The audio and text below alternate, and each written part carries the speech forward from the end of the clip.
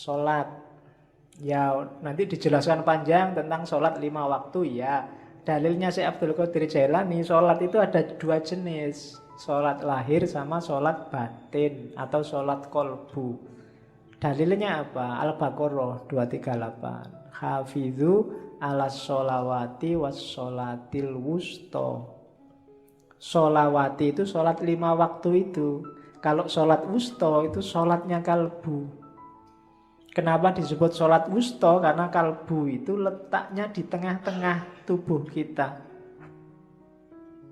Dan kalau kita sholat fisiknya, kalbunya harus sholat. Karena ada hadisnya Nabi itu, la sholata illa bihuduril kolbi. Ya meskipun dalam prakteknya susah, kita kadang sholat itu pikirannya melayang kemana, kolbunya juga ikut kemana. Nah, padahal nilainya sholat ketika kolbunya hadir. Dan sholat itu kan berhadapan sama Allah, namanya munajat. Munajat itu bahasa gaulnya curhat. Ketemu, curhat, ngobrol sama Allah. Dan pasti tidak lewat mulut. Curhat kita sama Allah itu pakai hati. Makanya ada wassolatul wusto. Dan ada sholat kolbu. Nah, dirumuskan oleh Syekh Abdul Qadir Jailani, kalau sholat wajib yang lahir itu cuma 5. Sholat kolbu inilah yang anytime, yang harus kita bawa tidak hanya waktu sholat, tapi di luar sholat. Kolbu kita yang tadi waktu sholat hadir juga harus sholat di luar waktu sholat. Sholatnya apa sih kolbu kita itu? Ini loh. Jadi sholat kolbu itu tidak ada waktunya, terus-terusan. Ini yang sholat tanha anil fasya wal mungkar, itu sholat kalbu. Biar sholatnya tidak fisik saja, dilakukan terus-terusan. Yo, simbolisnya masjidnya itu hati. Harus berjamaah. Berjamaah itu apa? Seluruh anggota tubuh, seluruh batin harus ikut. Kemudian imamnya apa? Ketundukan pada Allah. Kiblatnya apa? Ya Allah yang ada di mana-mana. Jadi kalau sholat wajib yang 5 waktu, simbolisnya sama semua ngadep kiblat. Tapi sholat kolbu ini karena di mana-mana ada Allah, ya segala aktivitas kita, saya ngaji ngadep ke timur, kamu ngadep ke barat, ada yang ngadep ke utara, ada yang ngadep ke selatan. Kalau ini dalam rangka tunduk pada perintahnya Allah, itulah sholat kolbu. Wajahnya Allah ada di mana-mana. Jadi hidup yang selalu mempertimbangkan apa keinginannya Allah, apa yang dimaui Allah. Itulah sholat kolbu. Prinsipnya apa? Katanya Syekh Abdul Qadir Jailani, iyyaka na'budu wa iyyaka nasta'in. Sehari-hari hidup kita bawalah iyyaka na'budu wa iyyaka nasta'in. Hanya padamu ya Allah aku tunduk, aku menyembah, dan hanya padamu aku minta tolong. Jadi meskipun keluar dari masjid, sudah selesai sholat wajibnya, kolbunya harus tetap sholat.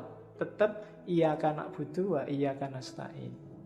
Inilah nanti kualitas sholat yang bisa tanha anil fasya wal mungkar.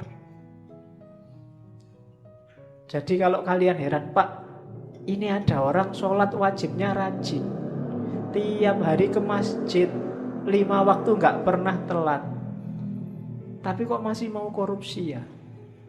Masih mau menyakiti orang lain ya? Kata-katanya masih menyakiti hati orang lain.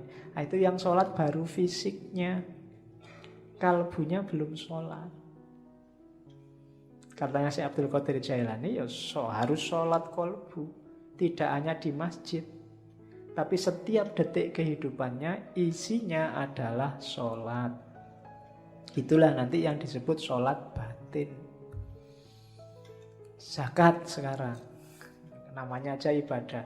Ada zakat batin. Zakat batin itu yang jelas menyucikan harta dan diri. Jadi zakat itu kalau istilah di kitab itu sedekah yang indah. Diingat-ingat kalau zakat jangan mikir balasan. Kalau sedekah jangan mikir balasan. Yang jelas mikir balasan itu menunjukkan tidak ikhlas. Saya sedekah sekian, tenang aja, nanti kembalinya. Itu berarti mikir balasan. Itu namanya sedang dagang sama Allah. Mana uangnya? Semua sini.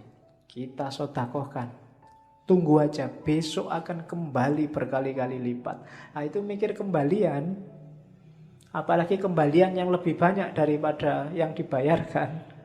Itu namanya dagang. Jadi rumus pertama orang zakat, jangan mikir kembalian. Terus rumus kedua apa? Zakat ini satu, termasuk sedekah, satu jalan untuk menaklukkan ego. Orang itu biasanya sama miliknya itu melekat. Duitku, milikku. Jangan sentuh milikku, hati-hati tak sikat kamu. Nah itu kan orang biasanya gitu egoisnya. Motorku, habis dipinjam temenmu terus enak aja minjem. Bannya gembos, bensin gak diganti. Itu kan ciri manusia kan gitu. Melekat sama kepemilikannya. Perintah zakat, perintah sedekah itu latihan membunuh egomu. Yang tadi melekat sama dunia itu loh. Latihan dipisah. Itu antara lain lewat zakat. Dan jangan dikira kamu zakat, kamu sedekah itu nolong orang. Berapa kekuatanmu untuk bisa nolong orang? Kalau Allah mau, orang itu bisa dibikin kaya semua. Enggak. Kalau Allah mau nolong, dan Allah pasti bisa nolong, orang miskin sudah ditolong semua. Itu urusannya bukan kamu yang nolong. Itu ujian dari Allah. Melatih egomu menunjukkan keikhlasanmu. Jangan dikira, wah setelah dia miskin sekarang tak tolong baru dia kaya. Nggak, bukan kamu yang bikin dia kaya. Jadi kalau Allah mau semua kebutuhan orang fakir miskin akan terpenuhi. Maka kalau berzakat jangan niat bantu. Jangan salah, kamu membantu orang karena kasihan itu juga termasuk ada kesombongan di situ. Emangnya Allah tidak bisa nolong dia? Pasti bisa. Maka kalau kamu zakat, niatilah lillahi ta'ala. Karena Allah merintah saya zakat. Kenapa? Aku itu cuma hambanya Allah kok. Kalau aku punya sesuatu itu berarti titipan dari majikanku. Siapa? Allah. Hamba itu kan tidak punya apa-apa. Dia miliknya majikannya. Maka semua yang dimiliki hamba itu hakikatnya titipan dari Allah.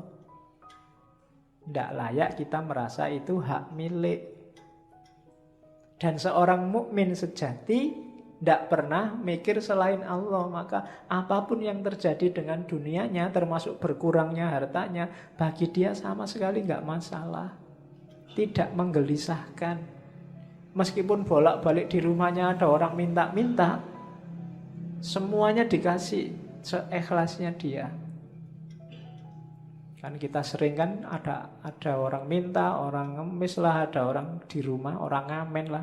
Yang sering bikin kita sebel itu kan, dari pesantren mana datang, kita wawancarai sampai setengah jam, ngasihnya cuma 5.000. Ini pesantren mana, buktinya mana, suratnya dari Pak RT mana suratnya itu.